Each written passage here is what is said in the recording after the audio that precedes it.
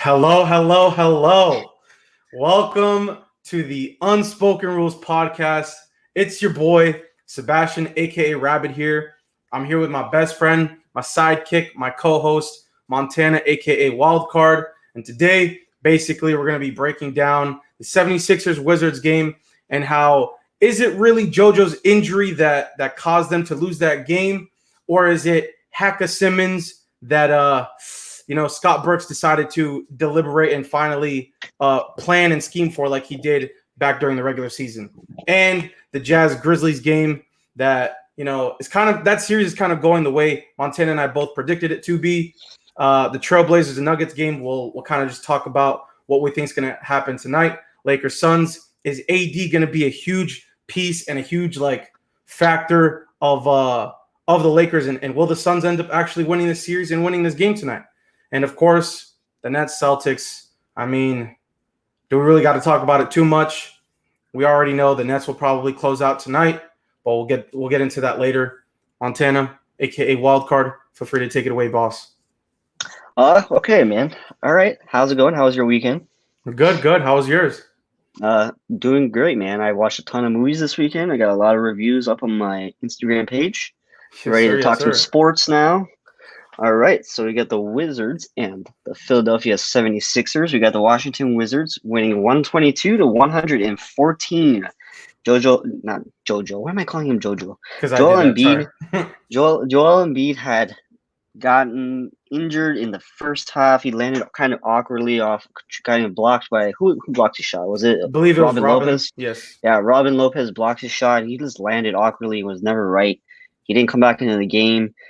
He finished with only 8 points and 6 boards in 11 minutes of the game. At that point, you expect your other players to probably step up and be actual stars, but we didn't really see that. So we had Ben Simmons, who had 13 points and 12 rebounds and 3 assists, all in the span of 25 minutes. We had Tobias Harris at 21 points, 13 rebounds, and 5 assists in 37 minutes. He played the most minutes out of everyone in this game. We had Danny Green had 11 points, 3 rebounds, and 1 assist. And I think I said Seth Curry, but if not, Seth Curry had 10 points, 2 rebounds, and 2 assists in 28 minutes.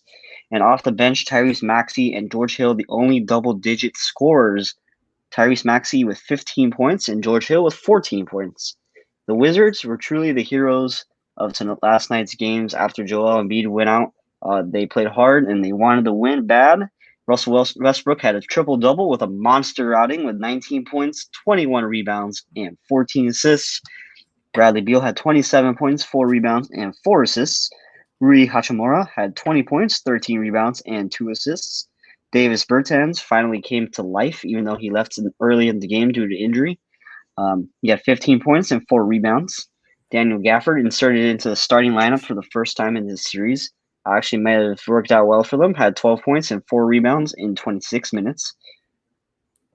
Rule Neto, whatever. Neto. 11 points, had 3 rebounds in 22 minutes. And Robin Lopez, who was one of the heroes of last night's games, only had 16 points, but he did it in 19 minutes of gameplay, so he did pretty well. He was working on that crazy looking skyhook shot that he had. Sir. All right, so Sebastian, with the Wizards winning game 4, do we think if Joel Embiid misses extended period of time, will the Wizards come back and potentially win this series? Honestly, I had this series going 6. At first, I had it going 6. Then I was like, I think this might just end up being a sweep. But I don't know, man. Like if Joel Embiid does in fact miss time, they're just gonna have to get way more productive minutes, like you mentioned, from their bench. Matisse Thybulle did what he needed to do with 8 points, but he only shot the ball 6 times.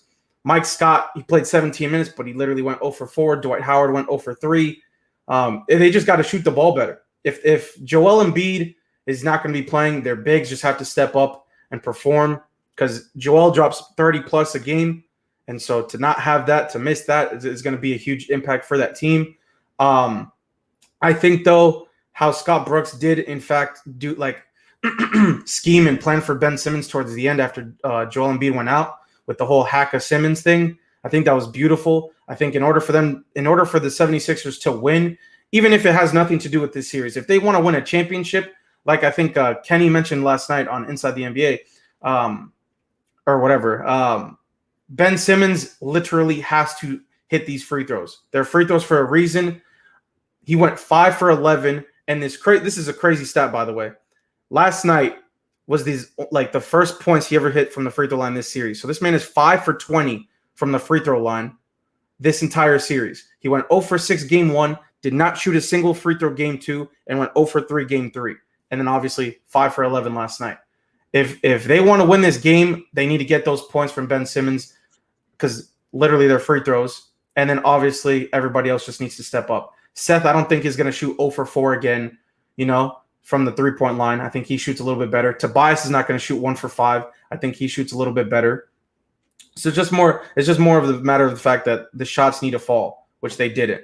And that's pretty much it. I think they do end up closing out game 5, but it's just unfortunate with JoJo going down with that injury. Hopefully it's nothing too serious. They said, what was it? It looked like it was a hip injury, and then they said it was a knee. I think it's a knee injury. It was knee soreness. It looked like he was grabbing his upper leg or like his thigh or whatever, but it ended up being knee soreness. So I don't know how that injury is. I hope we'll find out later today exactly what's the severity of it. But hopefully for the 76ers to at least hurry up and finish this as fast as possible. Hopefully it's nothing too serious and too crazy. Now for the Wizards, with Bertans going down with that calf strain, I mean, this game could have been a blowout, I guess, if you want to look at it like that, because he was having a phenomenal game. But, I mean, their shots actually fell, minus obviously Russell Westbrook, but you don't really expect too much from Russ scoring this much or from hitting those many shots. He went 3 for 19. You don't really expect a lot from Russ, lately at least. And then Ish Smith went 1 for 5. Surprisingly, though, Raul Neto stepped up because Ish Smith was so slow. Usually Ish Smith has at least 10, 15, and Raul Neto doesn't really shoot the ball that much. But because Ish Smith was taking too much to get into rhythm, Raul Neto stepped up and did what he needed to do. So we'll see. I don't think this goes past 6, but then again, I don't know. I was shocked last night with that injury. What do you think? All right. So what I think with Ben Simmons and Tobias Harris, when Joel Embiid goes down, those two guys are the leaders of the Philadelphia 76ers squad, and they didn't perform like stars. I know Tobias Harris really isn't that big of a star, but he's a good player for what he is. He's getting paid max money, and he has the capabilities of going for 30+. There's no doubt about that. Ben Simmons, I was saying this last night when I was watching the game. If the guy can only learn how to shoot, this guy could be one of the best players of all time. Legit. He has the passing skills. He has the playmaking skills. He can rebound. He moves the ball up the court quickly. He doesn't slow down at all. He just has problems shooting the ball. He can't hit free throws. So the Wizards exploited that last night by fouling him early in the game and fouling him late in the game because they know he can't hit his free throw shots, and he's going to give the Wizards chances to score more baskets. As Ben Simmons, as a star player in this league, he needs to learn how to fix that because that's not something you can't do if you're going to win basketball games and stay late in the game. Is you got to learn how to shoot free throws, or else Doc Rivers is going to have a choice to make towards the end of games, whether or not letting Ben Simmons sit on the bench or letting him stay on the floor, where the opponents can just foul him right away and not be fazed by it because they know what they're going to get from him is a sub 50% free throw shooter. I mean, the guy going into the game was shot 0 for 10 from the free throw line going in. So, the Sixers have issues going with that particular part of the basketball game, and Ben Simmons has to fix that going into Game 5, and even for the rest of the playoffs. Because I know probably they're going to make it past this series, but if they go up against, say, the Atlanta Hawks, that's going to be an issue because you're going to need him to hit free throw shots because we know how prolific of a scoring team that the Atlanta Hawks are. They have Trae Young, Bojan Bogdanovic. Both of those guys alone are dropping 20+ a game. John Collins finally woke up last game, so the scoring for the Hawks is going to be a problem for the Philadelphia 76ers if they get if that indeed is the matchup in the first round. Not saying it is, but it probably will be at this point. So it's just an issue that the Sixers need to shore up going into the next game and for the rest of the series. As far as the Wizards go, Russell Westbrook had a crazy game. They played like they really wanted this game last night, Yep. and Bradley Beal and Westbrook finally showed up and played like superstars that they were supposed to be playing like. Even the role players like Rui Hachimura played well. Robin Lopez played well and really ignited that spark in the first quarter to get them back in the game. And it was just another level for the Wizards that we haven't seen so far in the previous games that maybe continues without Joel Embiid on the floor. That's going to be their key. I think if Joel Embiid doesn't play next game, I think the Wizards might win. Mm-hmm. No, absolutely. Like that just shows to prove either that shows to prove that Joel is that much of an impact defensively on the court, or the Wizards were like, okay, hold on, he's not here. Let's just take advantage and just see what we can do to get into rhythm. Let's figure out what needs to be done, whatever the case may be, and maybe putting Robin on the bench to take care of that second unit and attacking that paint with Joel off the court was what they needed to ignite that spark for that team, as well as shoot. Look at this man, Russell Westbrook, 21 rebounds, career high in the playoffs, by the way, 14 assists, and just setting that we expect at least the assist from Russell, but 21 rebounds, bro, that kind of just blew my mind there. But I mean, yeah, like the Wizards sparked something that, like you said, we have not seen. Does it continue? I don't know. It kind of just depends on, like you said, Joel. But yeah, I mean, I wouldn't be surprised if Joel's out and they win game 5, and this goes to a 6 game. I wouldn't be surprised. So it kind of just comes down to Joel's severity of his injury. Yeah, the health is another question. Another storyline coming out of this game is another fan issue. Another fan issue has occurred in a basketball game. I don't know what's going on with these fans. People are the fans are just craving for attention. I guess now I feel like last night was just to do it at this point, just to create another storyline for today. We had a fan charge the court. He didn't go up to any player or anything like that. He just went up on the court and like literally jumped up on top of the basket, and the security guard put an epic tackle on the epic. It was kind of glorious to see that moment. Like finally, the fans are not getting away with this. These guys are going to catch them because we saw the guy in Boston get arrested. Finally, we finally see fans getting caught for their acts, and it's gonna. If they continue, there's gonna have to be some changes that the NBA are gonna have to enforce to maybe limit the fans' access to the game or something. Because I don't know, like this is kind of getting ridiculous. If something happens tonight, then I don't know what's gonna. The NBA's response, they haven't really responded to anything yet, so I don't know what's going on with that situation. What do you think about this? Ernie said it best last night, and I know it's like kind of weird, but at the end of the day, the NBA does have a code of conduct for their fans, right? And there has to be some sort of fine or some sort of like money like situation, because at the end of the day, the worst case scenario, right, is that they get arrested and nothing, like they don't even like. Sometimes those charges just end up going away. Like for example, the Trae Young situation.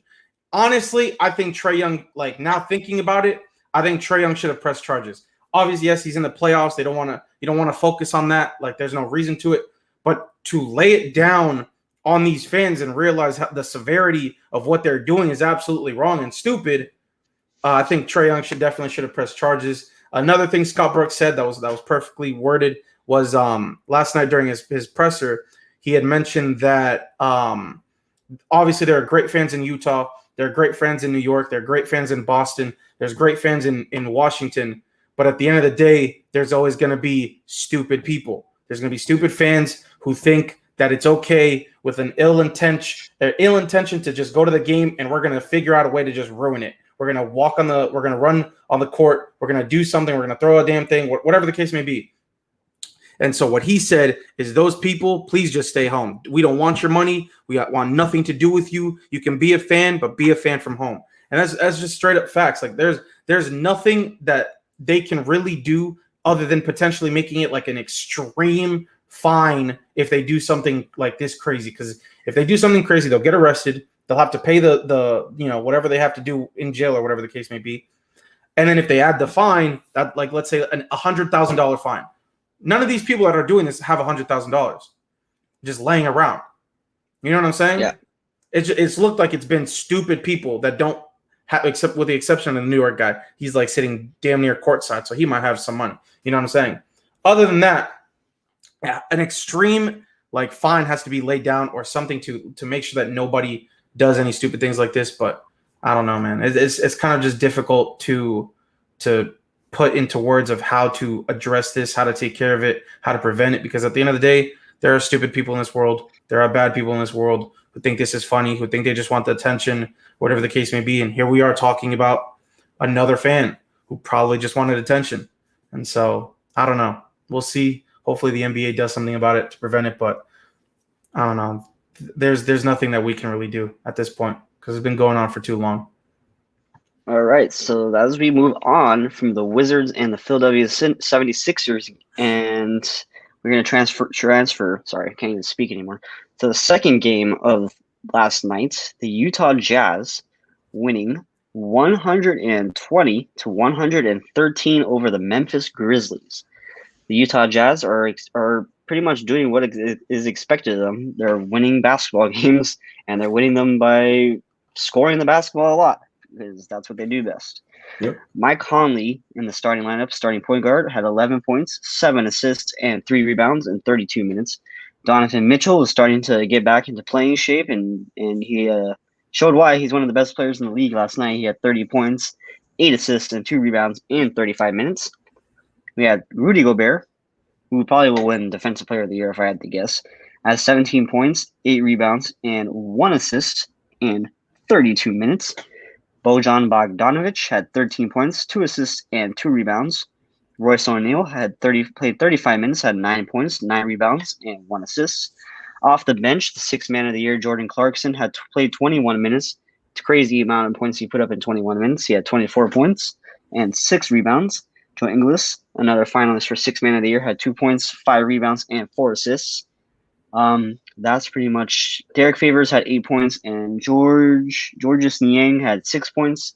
That pretty much follows it for the Utah Jazz.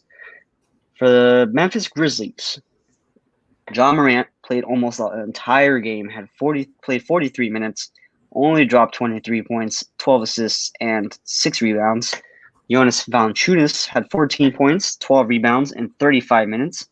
Jaren Jackson Jr. finally is starting to play a little bit better as of late. He had 21 points and 6 rebounds. Dylan Brooks had played 37 minutes, had 21 points, 4 rebounds, and 3 assists. No foul out for him today or last night. DeAnthony Melton had 15 points, 5 rebounds, and 2 assists in 23 minutes. And Desmond Bane, the only person that on the bench that scored, had 7 points, 3 rebounds, and 2 assists in 18 minutes. So, Sebastian, are the Utah Jazz officially going to close it out in Game 5? If I'm going to be totally honest, brother, yes, I think so. I didn't really have this series to be a long one. I didn't think this would be a long one. I was really surprised, you know what I'm saying, after Memphis won that first one. But after that, I mean, the Jazz kind of just been ready to go, ready to hoop. We finally saw Mr. 6th Man of the Year step up. Man, yes, he's been averaging 14, 15 points a game. But this man finally came to hoop, bro. Before he was shooting like 1 for 8, 2 for 10, or not really shooting the three-point ball well, but he shot 4 for 9, a lot better than he has been in the past. And he scored 24 points. He had a great game, I think, coming off the bench and sparking it for the team, especially when Mike Conley, who was averaging 20 plus per game, had it was not in the sense that it was a bad game, but he just had, not a productive in the sense of shooting the ball. He just shot the ball 6 times total with 2 free throws, but he had 7 dimes.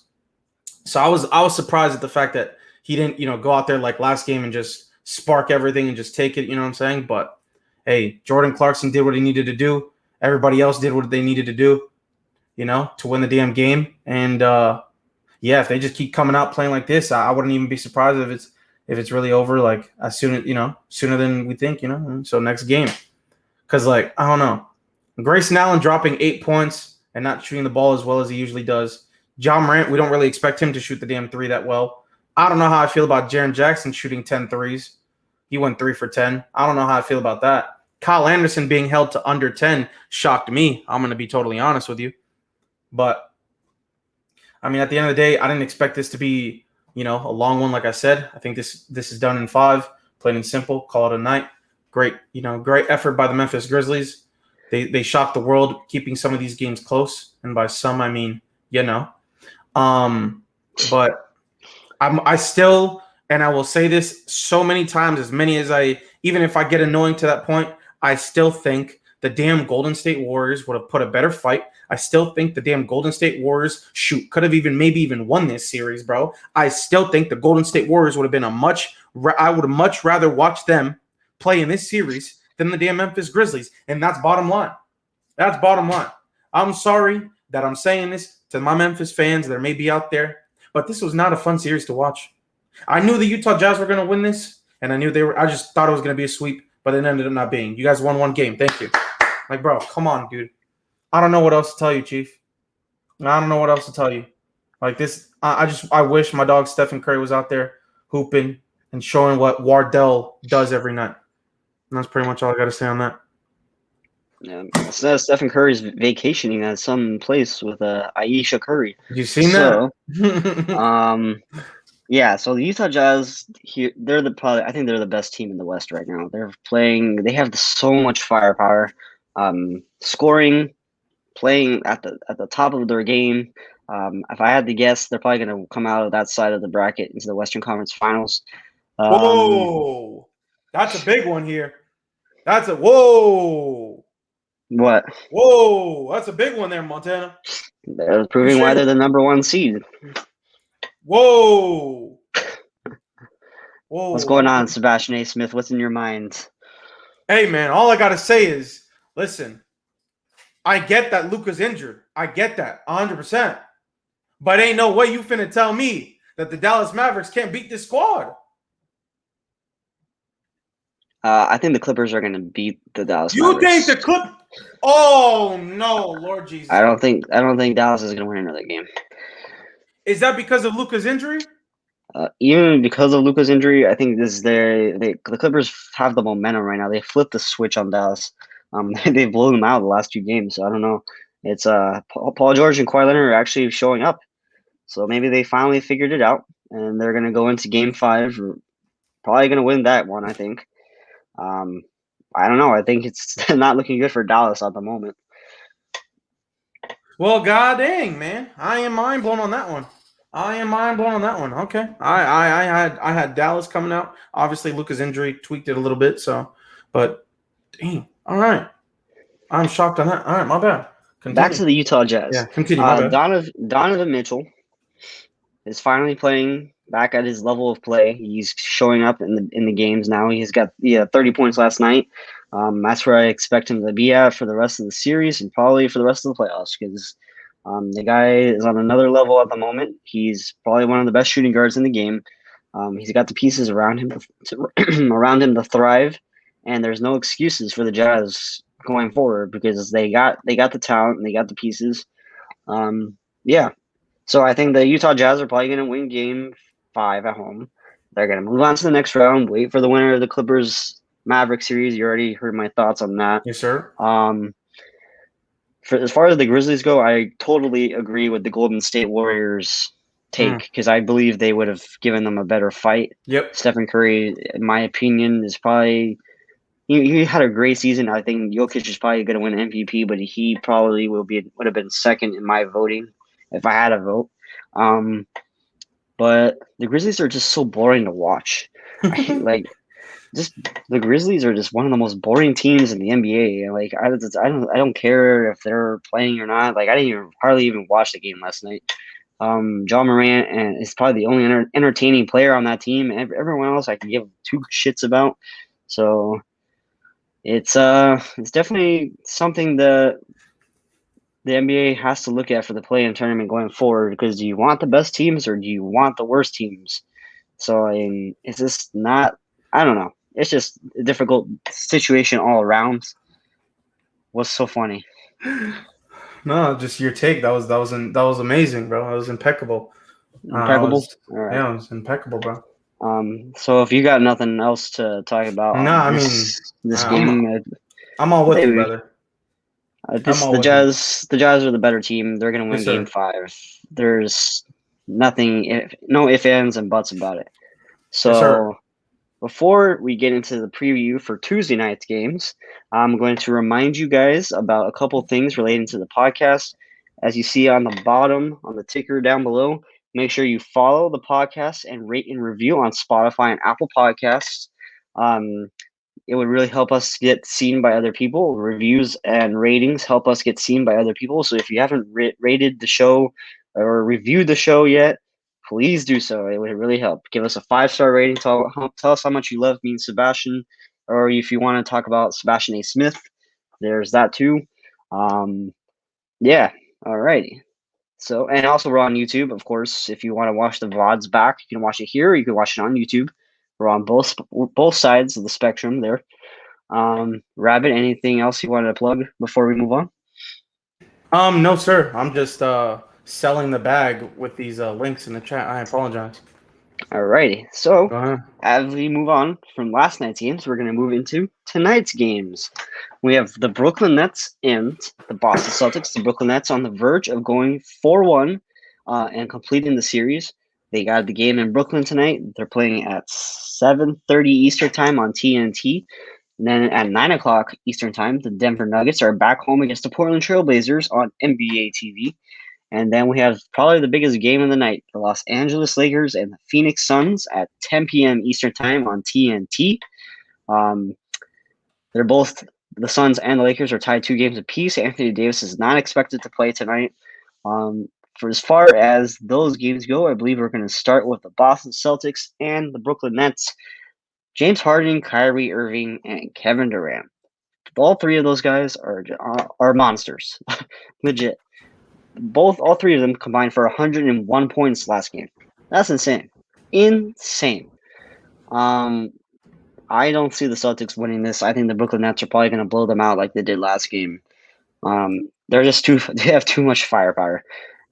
Just the 3 of them alone could get them wins. Like it's not gonna. It's like I don't think anyone's coming out of the East and beating them. Maybe the Milwaukee Bucks have a chance, but we'll see. I mean, it's going to be that series is going to be probably intense and crazy, but the Nets are going to win tonight. The Celtics are probably going to go home.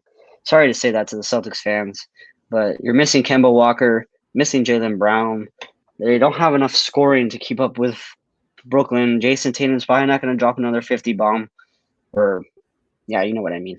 Yeah, so yeah. What do you think about this one?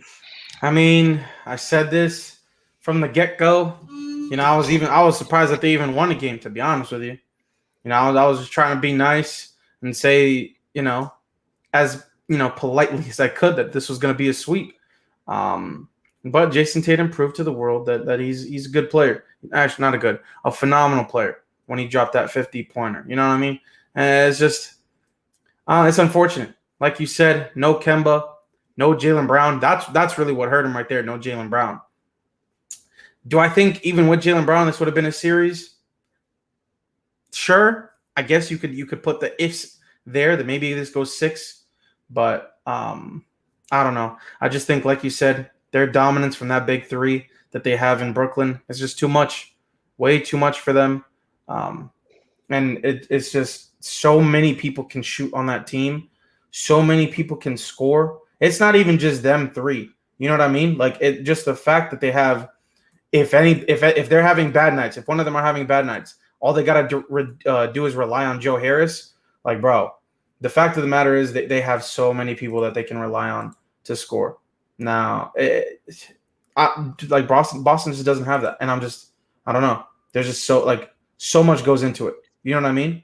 And it's just like those when 3. any of the big 3, when 2 of them can score 40 each, you got problems. Exactly, bro. And like, do you look at like Boston as, okay, maybe it's just the fact that they're missing Jaylen Brown and Kemba. Like maybe maybe it's just a defensive thing, injuries or whatever the case may be? Or is this just going to be like this against Milwaukee? Are two of them going to score 40 and then one of them goes like slight 25 or like maybe under 20, whatever the case may be. The fact of the matter is they're going to get 15 minimum from all three. Obviously, 15 they're not going to get, but you know what I mean, right? And then they're going to get 15 from Joe Harris, and then they'll get 15 off the bench somewhere. Someone will provide 15 off the bench. So not only do you have your big three scoring over 20, then you have Joe Harris scoring 15 plus. Then you have at least one bench player scoring 15. How are you going to stop that? How are you going to stop that? You can't stop it. So I don't know. That's why I said this year they've been my champion since James Harden joined them. I've been said that they were going to win. I think everybody has said that they were going to win because they're the favorites. But I think if this does not happen year one, either I don't know, somebody's got to go. They got to. I think what Dinwiddie might get. They're talking about a possible trade for Dinwiddie when he gets healthy. Is that, I don't know. We'll talk about that later on. But I think something needs to happen to help this team if they don't win year one. Because bro, if they don't win, I'll be mind blown. You know what I'm saying? I'll put all my money that they win. But you put all your money that they win the finals. Yeah, they win the finals. Absolutely. I'd put a lot of money down. Alrighty. But you heard it here first. Everyone bet Sebastian all his money. Exactly. All right. Alrighty. So I agree. You agree. The Brooklyn Nets are going to win tonight. Yep. Game 5, decisively. Dramatic fashion. Close game, dramatic fashion. Dramatic fashion or decisively? No. That junk is another blowout, bro. I don't think it's close. Another blowout. You heard it here first from us. Blowouts from all sides of rounds. Alrighty. So we're going to move into the next game. The Denver Nuggets are back home against the Portland Trailblazers. It was pretty crazy last two games for both squads. Denver blows out Portland in game 3. Portland blows out Denver in game 4. I don't know where tonight's going to go. I can anticipate probably Denver winning tonight's game. But it's going to be a close game, I think. I think Denver and Jokic and Michael Porter Jr., all those guys down there, are probably going to wake up back up and smell the coffee a little bit. They have to win tonight's game. If they don't win tonight's game and Portland wins tonight's game, game 6 is going to become a lot harder for Denver to come back from, because going back to Portland, and if Portland's up 3-2, it's going to be a little bit too hard for them to make a comeback. Damian Lillard is probably going to step up. You know what he does every night. CJ McCollum has to play well to win this game. Nurkic has to play well on Jokic to win this game. Carmelo Anthony has to do at least 15 to 20 points off the bench to win. Denver probably is going to win this game by at least 5 or 6 points. So what do you think about this one? I'm going to be totally honest, brother. I'm the complete opposite. Everything you said on the ladder was actually facts. But I'm the complete opposite in the sense of who I think is going to take the win tonight. I think Portland wins tonight. I think Dame Dollar does what Dame Dollar does and puts on a show. I think CJ McCollum steps up even more and puts on a little show. I think I could even see CJ go for like 27, potentially even 30, as well as Dame Dollar, I think, drops about 35, maybe even a 40 piece tonight. And I mean, yeah, I don't know. I just see a very, very, very, or I feel like this is going to be a very, very, very big win for Portland, and they're just not going to they're not going to miss that opportunity to, just basically lock this series down. And I don't know. I think Dame Dollar comes out and just sparks it. Obviously, Joker's going to come out and do what Joker does. Man's probably going to get a triple-double. I said it here first. Man, I'll have a triple-double tonight. I think MPJ drops about a 25 bomb. I think Aaron Gordon struggles. And I think he drops like around maybe 15 or under. I don't think he sparks anything. And then I think the bench for Denver just struggles tonight. And that's going to be the reason why Portland goes on and wins this game. I think you're going to get your points from Joker and MPJ. You know what I'm saying? But their problem tonight is going to be their bench and the rest of the role players won't step up, and I think Portland will be ready for tonight and take care of it in Denver and win. Alrighty. So you got Denver. You got Denver. Okay, so that's what you said. No. I have Portland. All right. So you got Portland. I have Denver. We're on both sides of the table here. Yeah.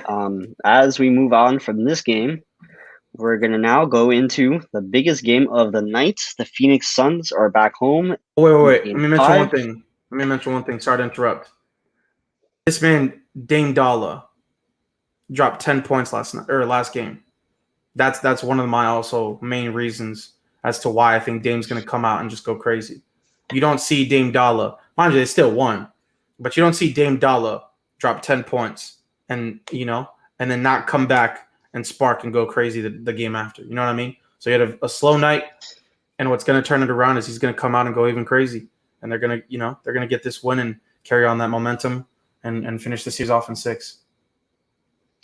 Okay, then. There you go. So, as we move on, we're going to now move to the Phoenix Suns and the Los Angeles Lakers' Game 5. Both teams are tied 2 games apiece. Anthony Davis has a growing strain, not anticipated to play in tonight's game. How it affects the Lakers could be drastic. It could not be drastic. We shall see on this discussion. So, Sebastian, who do you got winning Game 5 tonight? I think we both know who I have winning Game 5 tonight. It's crazy to me, and I'll give my answer right now. I have the Phoenix Suns winning tonight. That's no question. It's just crazy to me how CP3 goes down, and I'll say it right now. CP3 goes down Game 1. Mind you, fights through that shoulder pain Games 2 and 3, right? He fights through it, and yet everybody said, you can't use that CP3 injury as an excuse. He is still playing. He's just not healthy. It's interesting to me how everybody now wants to have their little excuse train. Toot-toot! You know what I'm saying? Oh, Anthony Davis is hurt. If the Lakers lose, it's because Anthony Davis just wasn't healthy. So what's up with that? You guys said, no, we can't use CP3's injury as an excuse, and yet now you're using AD's injury as an excuse. Injuries are a part of the NBA, are they not? Well, they're a part of sports. But are they not a part of the NBA? Like, come on. Injuries happen. You have Montrezl Harrell playing 5 minutes last game. You have Montrezl Harrell making that tweet. Let me find the tweet. Give me 1 second. Montrezl Harrell, and I quote, tweeted out. He tweeted out. Hold on. Worst effing feeling is wasted time. Worst effing feeling is wasted time. The man is sitting on that bench because he didn't play in Game 2 and he didn't play in Game 3. The man is sitting there being the reigning 6th man of the year, getting 0 minutes. 0 minutes. So how are you going to tell me that this is an excusable loss? You have this reigning 6th man of the year on the bench playing no minutes. Plays 5 minutes of the game, AD goes out. That's not my problem. Frank Vogel needs to figure out how to put this man in the rotation. Montrez, even if he plays soft, that's on Montrez. The fact of the matter is, he needs to play this game. He did not bring Montrezl Harrell from the damn Clippers to come to the Lakers to just sit on the bench and just enjoy life and win a ring. No. He's supposed to help you win that ring. Now that AD's out, he needs to help you even more. That man needs to step up and prove why he came here to the Lake Show and get a ring for them. You know what I mean? So, I don't know. I don't understand how everybody's trying to use excuses and hop on the little toot-toot train and just, like you have so many good players not playing minutes. What's his name? Horton. Talon Horton or whatever. He hasn't played. The man hasn't played in like a game or two. Let him hoop. We all know he's a hooper. You know what I'm saying? What's going on over there? KCP's out. How are you not going to give him minutes? You know what I'm saying? You're missing KCP and Anthony Davis. How are those two players out of all the players on your roster not going to get minutes? You know what I mean, Montana? Maybe I'm tripping. I just feel like Montrez and Horton not getting minutes just makes no sense to me. But yeah, I think obviously the Suns win. I don't think it's a blowout. I think LeBron is going to be who LeBron is, and it's going to step up. He's going to show us prime, prime time, freaking Miami Heat LeBron James and put on a show and carry his team to a close game. But later down in the stretch, I think Chris Paul dots somebody or Devin Booker dots somebody. Cam Johnson maybe hits a banger right there, or Jay Crowder closes out the game with a dagger. Whatever the case may be, I think it's a close one down the stretch. Somebody on the Suns hits a dagger, and they win the game in a very close one. Phoenix Suns tonight by like 4 or 5. Okay, so exactly what you just said about LeBron is exactly why the Lakers are going to win tonight's game. You're crazy. You're crazy. LeBron has 14-0 in the first round.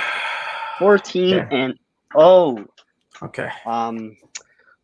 LeBron is going to have one of those LeBron James type. If you look at him, if he's going to give you that stare down, and he's going to know what the challenge is tonight.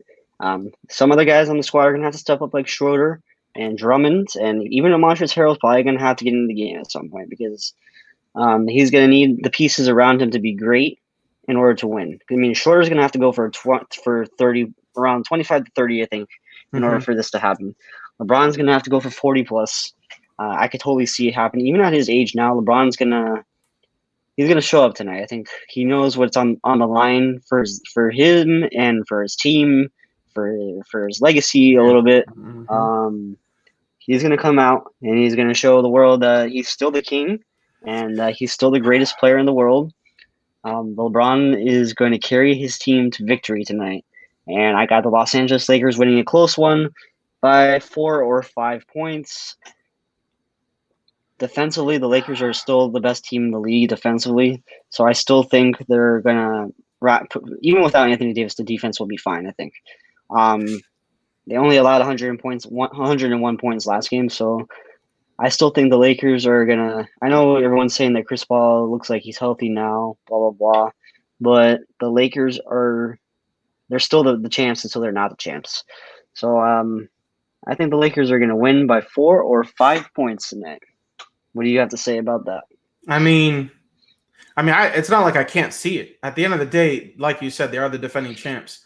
It's LeBron James we're talking about. Nobody can sit here and tell me that LeBron James, like I see it all the time. And I even had this conversation last night. Somebody was telling me that LeBron's not in the top 5. You can't have this discussion about LeBron being in a top 5 in the NBA right now. LeBron is the best player and will be the best player in the world until he retires. So he's not even, you can't even put him, whether he's, you know what I'm saying? Like, because he's not going to average 30 something points a game anymore. That's just not LeBron. And that's not how he plays. He took the role back. He took a step back and let AD carry this team to success. You know what I mean? So LeBron cannot be categorized in a top 5, top 10 list because LeBron is in his own category, his own list as the greatest player of this generation, hands down. You know what I'm saying? Nobody can take that away from him. LeBron single-handedly could be the best, it's debatable, the best player ever over Jordan or the second best in my eyes behind Jordan. So regardless of the fact, the matter is he, no matter how old, no matter if he's still in the league, will be the best player on this planet, hands down. So I definitely can see this happening. I've seen it happen. You know what I mean? The problem is that I just don't trust his role players to step in the way his other teams in the past have. Schroeder needs to step up, like you said. Caruso can get there to maybe a 15, 10-point game. Kuzma's my only sketch out. And what they're going to do with their bigs. Are they going to rely on Marc Gasol and Andre Drummond like they have been? Or are they finally going to give this man Montrez and let him out of the damn doghouse? You know what I'm saying? And put him in this game and let him go crazy. What are they going to – I need to see what they do. When I tell – if they come out the way that I think they can come out, then I'll change my whole script and I'll let you have it. The Lakers win. But if they come out the way they have been and the way they did, then I just don't know because their team is just very sketched out. I don't trust it. KCP being gone, although he is ass, excuse me. But, you know, the man literally is one of the most inconsistent, but he's a very defensive, like strong player. So that's a big piece they're missing. Wesley Matthews is going to have to step up defensively as well as hitting buckets.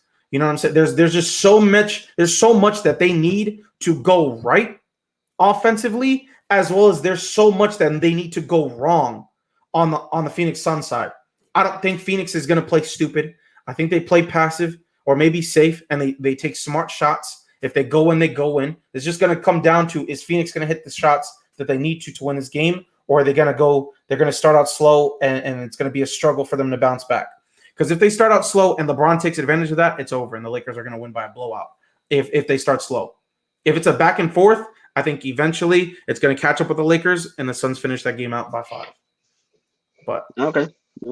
Yeah, I definitely can see the Lakers winning tonight. I just think it's going to be too much with that AD, with AD being out. It's going to just be too much for them, especially in Phoenix. So, I mean, we'll see. We'll see. Alrighty. So if we're done with that game, I think there's a couple topics that I want to add towards the end that we didn't get a chance to cover because of yesterday's Memorial Day and not having any weekend shows. So we had the Milwaukee Bucks sweep the Miami Heat. So unfortunately, that happens. You want to talk about this? Okay. And then we also had the Atlanta Hawks going up 3-1 over the New York Knicks. We also had the Clippers are flipping the script on the Dallas Mavericks now. Not one team has won a home game yet in the series. Doncic has a neck strain that appears to be affecting him, but as of this morning, it appears that it looks like it's going to be getting better. They still have another day to rest today. They're going to play tomorrow. So before we get into all those other topics, I want to talk about the Miami Heat being swept by the Milwaukee Bucks. 4-0. The Miami Heat had every opportunity in Game 4 to come out and win that game. They were up by 10 almost going into the half. That second half was a complete disaster for the squad. I don't even know what the hell happens. But Jimmy Butler did not play like a superstar. Bam did not play like an all-star. Tyler Hero, I don't know what the hell happened to this guy. Like, this season has just been up and down for the guy, and I don't know where his future lies with Miami going into the offseason. I already seen some reports from Duncan Robinson coming out that he was prioritizing fit, money, and the chance to win. So we know he's going to want to get paid. There's going to be a lot of things happening for the Miami Heat this offseason that the team's going to look a little bit different next year. I still think we're going to be able to get an all-star caliber player to come join Jimmy and Bam. We need a stretch big that can rebound and stretch the floor and hit threes. Goran Dragic, we're going to have to make a decision on whether or not he's right for the squad going forward. Kendrick Nunn, we're going to have to make a decision how much are other teams willing to pay him, and are we willing to match any contract offer that comes our way. The Heat have a lot of questions going into the offseason. They need to get someone that can, like, as far as all-stars go, they need to get a number one scorer, because Jimmy Butler is not a scorer. The guy literally just drives to the basket all game long, and he just doesn't want to shoot the ball for unbeknownst reasons. Why? Because when he was in Chicago and Philly, he shot the ball. It's not like he didn't shoot the ball. I don't know where the mentality when he came to Miami that he was just going to attack the basket this whole time came from, but that is going to take a lot of beating on his body, and we saw it in the series that he didn't cross 20 points once. So it's just concerning to see going forward. What do you think? What are your thoughts on this situation, Sebastian? So, I mean, it's the Miami Heat, right? Over the last offseason, after we lost in the finals, we decided to not bring back Jay Crowder. I still think that was a very, very bad decision. Jay Crowder was a focal point in the sense of his veteran, leadership and being able to get in people's ears and like, all right, yo, we got to do this. We got to step up and just like keep them motivated and keep them up to at least on the defensive side of things, keep their head up and just like, the grit and grind aspect behind Heat culture is what Jay Crowder fit perfectly in Miami. What else? This season, like at the trade deadline, trading away Kelly Olynyk was huge for the Miami Heat because, as you said, we need a stretch big. Kelly Olynyk fit that perfectly. At least we saw that in the Milwaukee series. That man last year in the first round carried us. You know what I'm saying? He carried us in his little role that he was playing. He shot the ball very well. He scored like 20 something sometimes and whatnot. So losing that presence with the intention to get it back in a different manner with Victor Oladipo was a good idea. Unfortunately, Victor Oladipo got hurt. He's an injury-prone type of player, which honestly, I mean, I guess we should have expected. At the end of the day, that trade was a gamble to get a successful all-star like Victor Oladipo to help this team and contribute to this team's success. Now, he got injured. We have to live with it. We had to try and step up, which is why we brought in Trevor Ariza as well. You know what I mean? And then that's why we also brought in Bielitsa, who's a stretch big to replace Kelly. But unfortunately, it just didn't fit. People didn't fit the way we wanted it. Spoelstra couldn't mesh the right lineups together, and I don't blame this at all on Spoelstra because he got this rotation and he got this roster that he had to try and mesh with, and they just didn't mesh well. You know what I'm saying? Then they try to bring Dwayne Dedman late, which was a good pickup. I like Dwayne Dedman personally. You know, he's a stretch big. He barely even, did his thing from the three, but he could rebound the ball. He's a nice big alongside Bam. I think we should keep him as a backup. But there's just a lot of things that are questioned when it comes to decision making last year. Comparing that team that made it to the finals to now. Yes, it's not a lot of players different, but the fact of the matter is, KO was a huge piece to our team. Jake Crowder was a huge piece to our team, right? And to lose those two pieces and their mindsets in trades is what impacted our team compared this year. And also, obviously, the injury of Oladipo. So, yeah, I mean, with Goran, I think it's his last year in a Heat uniform. Unfortunately, I love Goran to death. But we just can't pay that money to him again because we want to pay elsewhere. We want to pay that money to Kendrick Nunn if we want to keep him, if that's what we're going to do. We got to pay that money to Duncan if he wants to stay. God knows what he wants to do, But back in the day, before this, when this whole trade rumors were going down to get James Harden, I was not for it because I was so convinced that Tyler and Duncan were going to be great this year. There was not going to be any slumps. It wasn't going to be bad games. And unfortunately, it's just all downhill. And I think that's one of our biggest mistakes. I think not trading for James Harden. I was proved wrong. As I said, I need to be proved wrong as to why this trade needed to happen. And this trade needed to happen. And it is what it is. But I think Kawhi joins the squad, hopefully. And I think it's more so praying to God that Kawhi joins the team because that would be a nice piece. That would be a nice fit. When it comes to a stretch big, I don't know who the hell we can pick up, honestly, to add to this team because we already know from the Hassan Whiteside era that Bam does not mesh well with a true center like Hassan. So I don't know. I don't know what we're gonna do. We got to find somebody and just roll with the punches. And that's pretty much it. There's just a lot, like you said, a lot of questions, bro. I don't know. Do we see the Heat bringing back Victor Oladipo next season? No, I hope not. At least the man is injury prone. I don't want to risk going into the year with the mindset that there's a chance that we win, right? And then he somehow goes down week 2, week 3, halfway through the year at the deadline when we can't even trade him. You know what I mean? He's just too injury prone. I love the man to death, and he's also a phenomenal artist because he does sing. You know what I'm saying? But that man he just gets injured too much. I can't pay him that money if he's not going to stay healthy and perform on the court. There's only about 3 people that I could see the Heat either acquiring via trade or in free agency that I would want to fill that number 1 scorer role, and that's Kawhi, that's Bradley Beal, and that's Zach LaVine. One of those 3, I think would make huge difference for us scoring the basketball because in that situation where we needed the number 1 scorer, we didn't have it. And it was just bad because I don't think Jimmy Butler is a number 1. I think he's a number 2 player. Defensively, he's great. Offensively, he's not great. He can make plays, but if he can't shoot, it's just attacking the basket the whole time. He was afraid to shoot 3-pointers when he was left wide open half the time, and that's a problem. If you're a number 1 player and you can't, this same thing happened with Ben Simmons, in my opinion. If you can't shoot, you can't be a number 1. This can't be. And Jimmy Butler's not the number 1. Tyler Hero, I don't know what if we're gonna trade him for someone like Bradley Beal or Zach LaVine. Hmm. If we decide to go that route, I'd be fine with it because we're in a win now situation, and I don't know how long Tyler Hero or if this year phased his mindset going into next year. Um, it's a lot of there's just a lot of questions with the Heat. Yeah. Hopefully, we'll get those answers in the off season.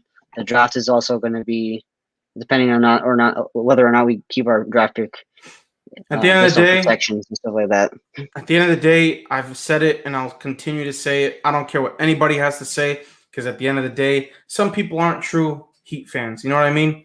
At the end of the day, not only am I going to ride or die, ride and die for my squad, but in Pat, we trust. You know what I'm saying? I love Pat Riley. The man has always done us good. He's never done us bad. You know what I'm saying? He took a gamble with Oladipo and he got injured. That's it. If Oladipo, you have to think about it. If Oladipo was healthy, that series is a little different. The playoffs and the rest of the season would be a little different. But the fact of the matter is, he was injured. You know what I mean, Montana? And so I will forever trust Pat Riley. I love the man to death. He's brought us a ring, not one, but three. You know what I'm saying? So I trust Pat. That's the end of that. All right. We shall see with the Miami Heat going forward into the offseason and going into next season. We'll be sure to cover it here on the podcast. Yes, sir. Next, we got the Atlanta Hawks going up 3-1 over the New York Knicks. We can go quickly through this one. Trae Young he's been having a monstrosity type games in Atlanta. His role players are showing up for him. Defensively, they've clicked the switch on the Knicks a little bit. I don't know exactly. John Collins had 22 points last game. He was another big piece to why they won last game. Going into Game 5, I don't know if the Knicks being home is going to make the difference for them to come back in the series. I think the Knicks are going to win. I think I said this was going 7, so I don't know if it's going to go 7 anymore. I think Atlanta probably wins now in 6. I think New York's going to win Game 5 tomorrow night. Trae Young, he's a great player. He's becoming a superstar right before our eyes in the playoffs. If they do indeed make it to the next round against Philly, I think they have a shot to even win that series. So we'll see. I mean, they have the firepower to do it. Yep. They have the coaching to do it. As soon as they switched to Nate McMillan as head coach, it's like something happened to the team and they just flipped the on switch and they went from there. As much as I hate the Atlanta Hawks, I got to give them credit where credit's due. They're winning games. They got the superstar player. They're going to be a team to be reckoned with for the future and for the rest of Trae Young's career. He's going to be a prolific scorer. He's going to be like Steph Curry. He might not be as good as Steph Curry, but he's on that level. So, what do you think about the Atlanta Hawks going forward into Game 5? I think Atlanta closes out. I think they finish that. Listen, this is no shot. If anything, I hope, obviously he's never going to hear this, but I hope Knick fans look at this as a form of a potential upside of Julius Randle. My biggest and best comparison that I can say for right now is that Julius Randle is a regular season player. My biggest comparison is to look at what Giannis was last year. Giannis was a regular season player. This year made a flip of the goddamn script, as well as obviously they added more pieces to the Milwaukee Bucks. But year 1, Julius Randle, regular season, balled out. His first ever playoff appearance, he's mad nervous. He's scared. He doesn't know what to do. He's just playing really, really, really scared. I think he gets the experience under his belt, and I think that Julius Randle, with obviously an addition of a few pieces that the New York Knicks need, I think they have a chance at being able to come back next year and actually making it out of the first round and getting to that second round against who the hell ever knows. But Julius Randle will be playing the way that Julius Randle did in the regular season. He'll transfer that over to the postseason, and they'll be able to win ball games. Right now, he's not ready for the postseason at all. He's too scared. He's too passive. The man is just literally not knowing what the hell he wants to do on the court. But at the end of the day, I trust Tibbs. Tibbs is a phenomenal coach. The Knicks, have been in a rough patch for, quite some time, but this is the spark they needed to believe in their believe in their team again, and hopefully this year proves to them that it is a successful year, and that they need to build around Julius and their obvious core pieces, and just get better and figure out what went wrong in this series. But yeah, I think Trae Young is just too much outmatched. I think the Hawks are just too much of an outmatch for them, and I think this series is pretty much done. It's what they play tomorrow, right? So tomorrow, Yeah, I think tomorrow. I think it's done tomorrow. Yeah. Alrighty. So I have the Knicks winning Game 5. You have the Hawks winning Game 5. I guess we'll find out tomorrow, and we'll cover that on Thursday's show. Yes, sir. The last game I want to talk about, or the last topic I want to talk about for the day, the Dallas Mavericks up 2-0, lose both games at home. The Clippers have flipped the script on the Dallas Mavericks. Not one team in the series has won a home game yet. Yep. Luka Doncic, we don't know how healthy he is going into Game 5 with the neck strain. Reportedly, he is getting better. He has another day to rest, and most of the day tomorrow to rest.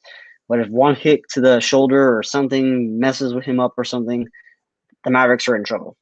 I think the Clippers are going to win tomorrow and get the first home victory of the series.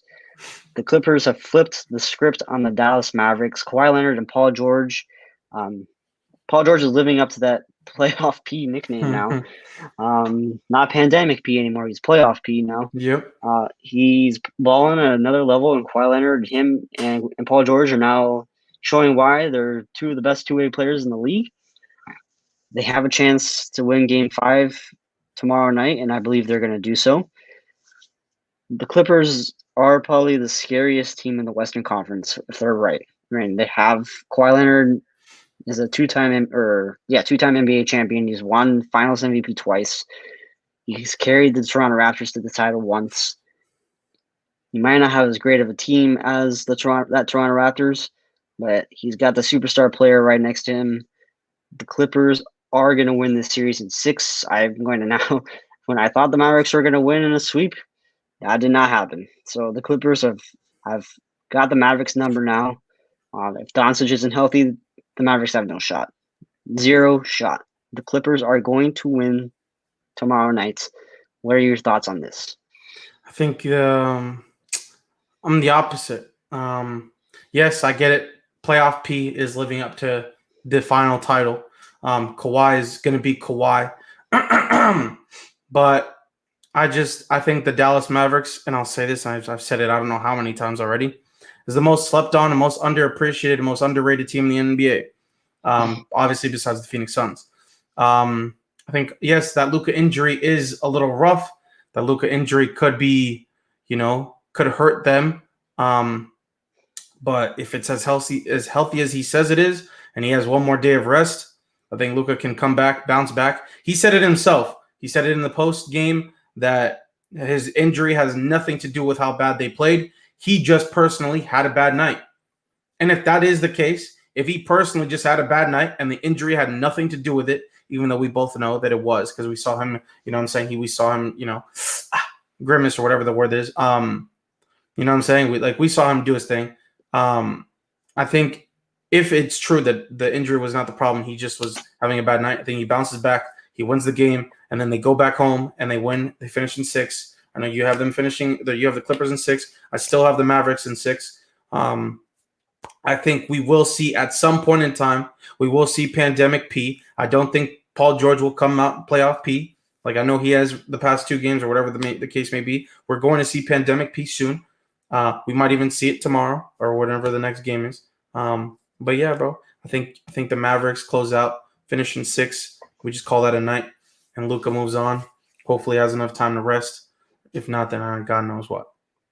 All right, so we'll find out in tomorrow night's game. So that's it for today. Yes, sir. Reminders for the people in the chat or the people that are listening on the VODs, playback, whatever it may be, or whatever floats your boat. Please make sure you follow, rate, and review on Spotify and Apple Podcasts. Those are the 2 main platforms that are going to help us grow the most. They're going to help us get sponsorships, help us get more viewers to watch the show. Anything helps, guys. We really appreciate the work and the time that you guys spend with us. We're also on YouTube. We're obviously here on Twitch at 10 a.m. almost every morning. Besides that, you guys can find me on Instagram and Twitter at Wildcard Movies. I am going to be announcing something pretty relatively soon that I'm excited to talk about. Besides that, Sebastian, where can they find you? Rabbit FL on all socials: Instagram, Twitter, YouTube, Twitch, you name it. That's pretty much it. Alrighty. So if that's it for today, I'm Montana, aka Wildcard, signing off. And Yes, that sir. is my co-host, Sebastian, aka Rabid, signing off. And we'll see you guys tomorrow. Peace.